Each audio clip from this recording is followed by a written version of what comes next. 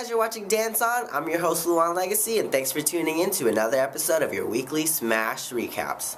This week's episode opens up where we last left off with our long-awaited movie star, Rebecca Duvall, at rehearsals. She's a confident performer, so she decides to just dive right into the music.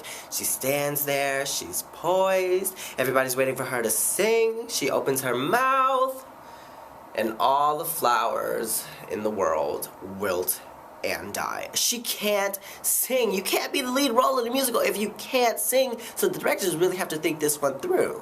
Tom and Sam's relationship is blooming as rapidly as ever as we see that the two are still constantly flirting. Julia decides to do them a favor and make dinner reservations, but they skip out to go to Tom's apartment instead, where he tries to initiate some intimacy. This is where Sam reveals that he's a religious man, so sex is holy to him and he doesn't go any further than a kiss, but he can't help but leave Tom wanting for more.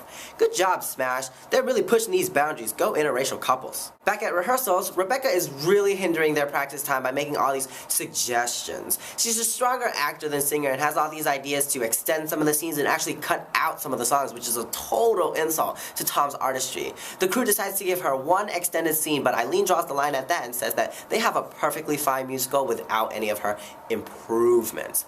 I would hate working with her. We find out that Dev didn't tell Karen that he didn't get the job as press secretary, and although she feels lied to, she doesn't want to argue, so she invites him to go see a screening of Rebecca's new movie. She waits for him, but he sends her a text later that night saying he isn't up for it. But as Karen checks back at the apartment, Dev is nowhere to be found. If he's not up for a movie with his girlfriend, what's he up to?